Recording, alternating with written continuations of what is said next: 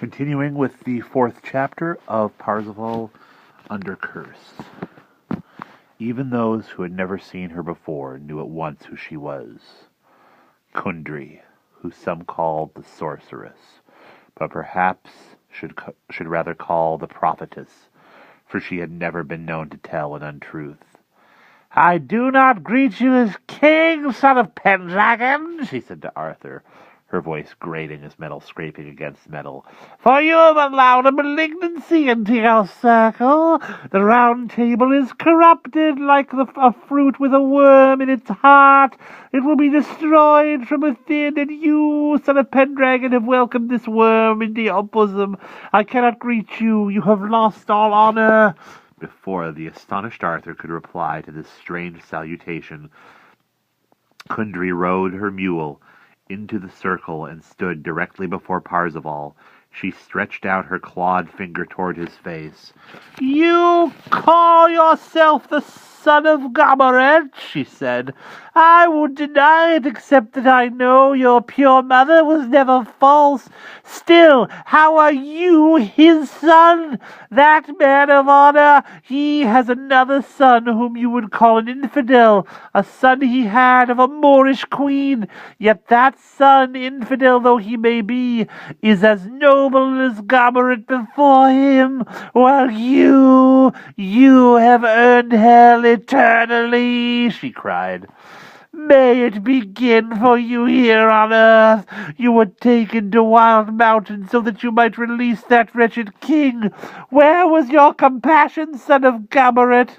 And Herzeloide, how could you fail to ask the question that would give Anfortas peace at last? You saw the bloody lance, the silver knives, the Grail itself, and yet you failed to ask. Woe that I should be the one to say that matchless Herzeloide's son has fallen from the height of heaven's honor to the lowest shame of hell."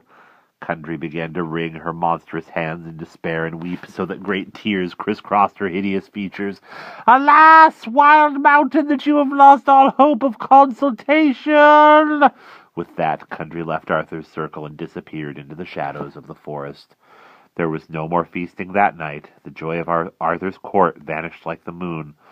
Behind dense clouds, Parzival took leave of his friends. When Clemide asked him to plead with the Lady Cunaware on his behalf, he did so, and perhaps it was little comfort to Parzival to know that Cunaware would have a noble husband to protect her now. He himself sought out the king. "What the Lady Kundry said is true," he said, "although it was not my intention to cause harm. Perhaps I took the good Gurneman's teachings too much to heart. Many will mock me for a fool, I fear, and I blame no one who despises me. For my part, I must leave your company. Somehow I must find the Grail again. That is my only aim now, to go once more to Wild Mountain. To this quest I will devote my life to the very end of my days." They all sorrowed to see him go. Lady Cunaware had her own page dress him and bind his armor. She was grateful to him, not only for her restored honor, but for a royal husband. "May God preserve you on your way," she said. "God?" Parzival answered. "What is God? If God were all-powerful, none of this terrible misfortune would have happened. Today I quit his service. Let him be angry with me if he will."